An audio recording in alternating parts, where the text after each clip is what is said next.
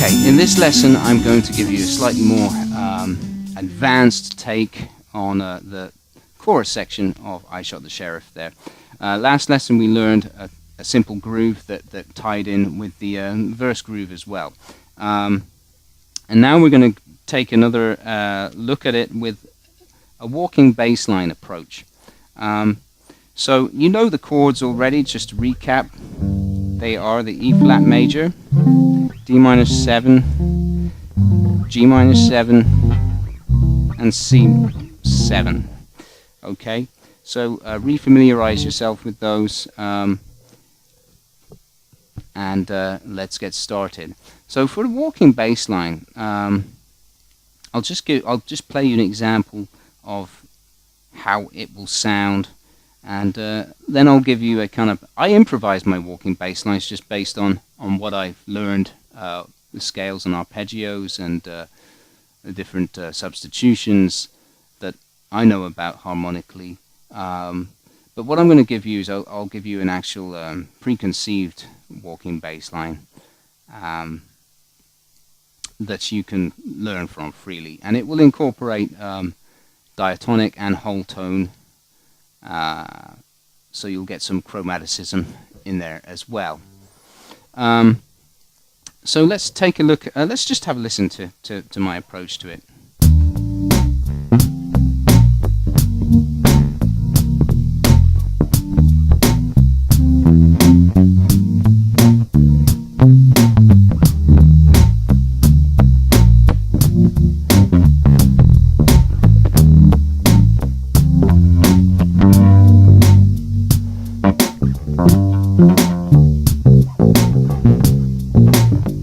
Etc.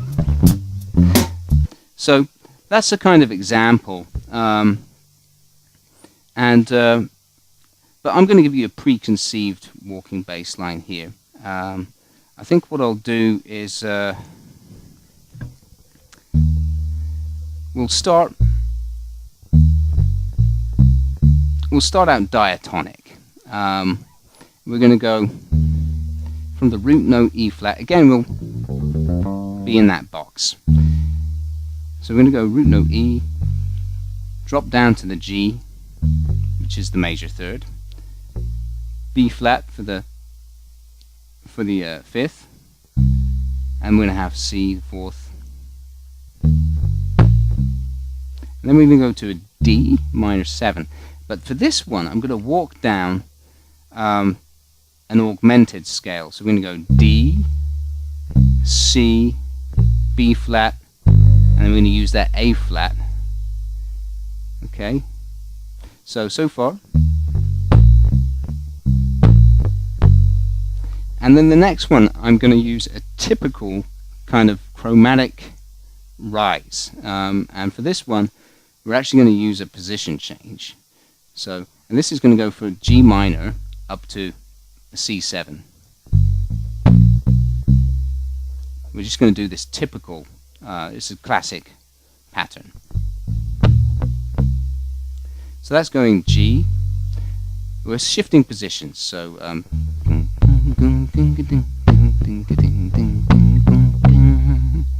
all right. So that's G with your pinky going up to C.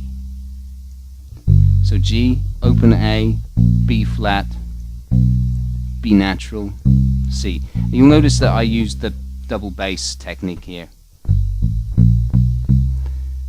You don't have to use that, of course, whatever is more comfortable for you. Some people just play the B natural there with their second finger. Nothing wrong with that, that's fine. I prefer to use the claw technique because it gives me a bit more support behind the notes. Okay, so far let's recap. E, so E flat major 7, D minor 7, G minor, C7. So for the C7, we're going to use the same.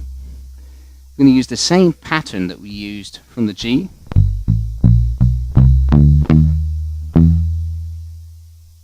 All right, and it's going to go C,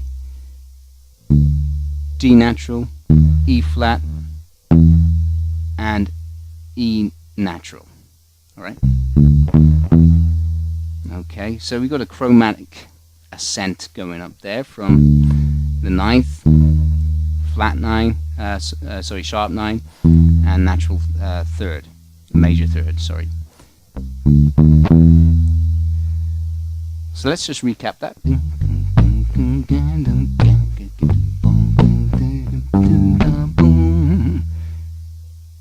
And then let's do the same thing.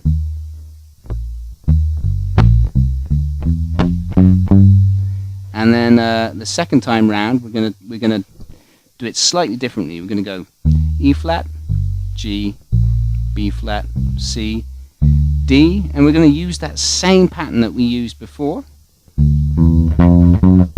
So D, this is on a D minor, but interestingly enough, we can add a passing note to go to the G. So we're gonna go D, E natural on the second fret of the D string, F, F sharp,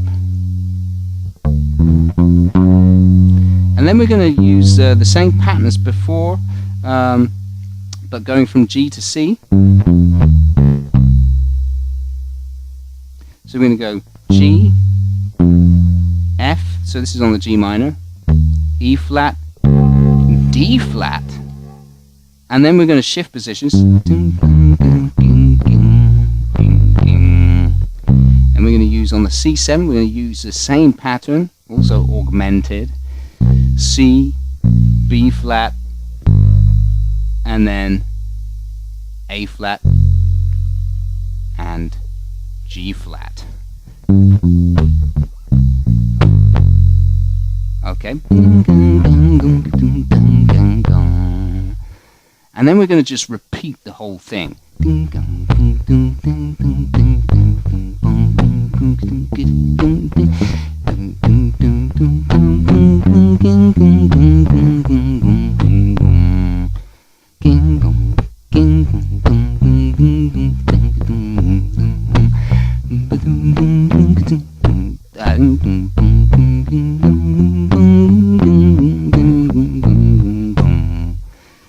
All right. Let's hear how that sounds in context.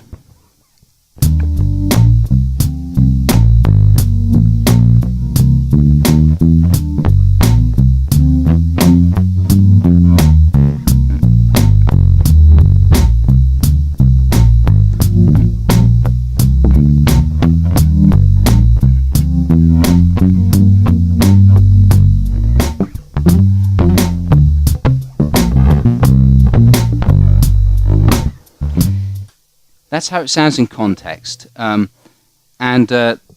I'll do is I'll just record that. We want to play that thing. Let's record the walking bass line.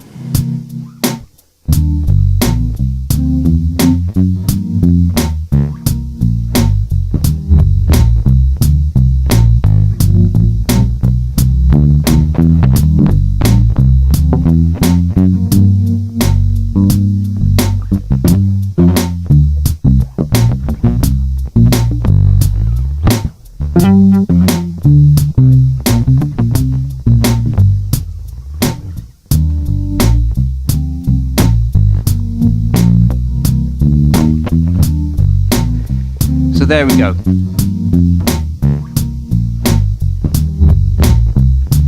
And one thing I would add about walking bass lines is you want to add a weight to your notes to make it swing. So ding dong, ding, ding, ding, ding, ding.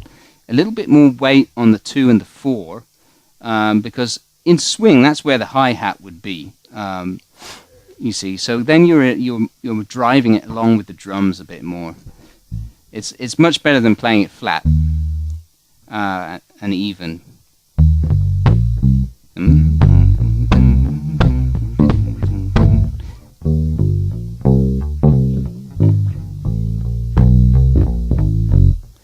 So it gives you more feel.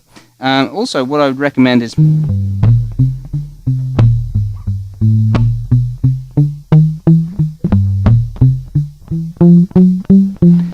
playing an octave higher as well, which I'm going to do now. That's a bit of a challenge for you to figure out.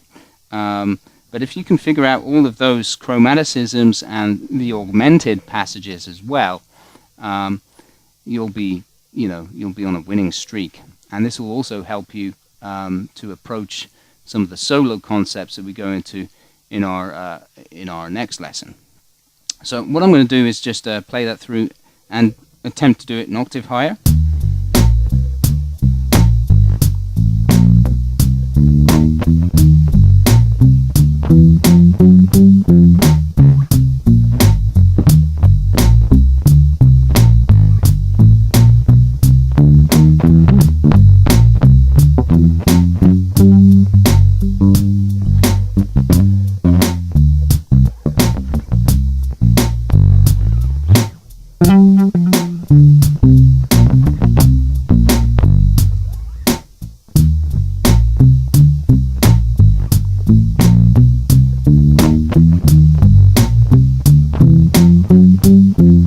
There we go.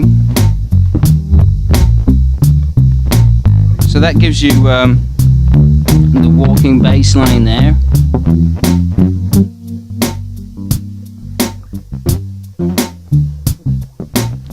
And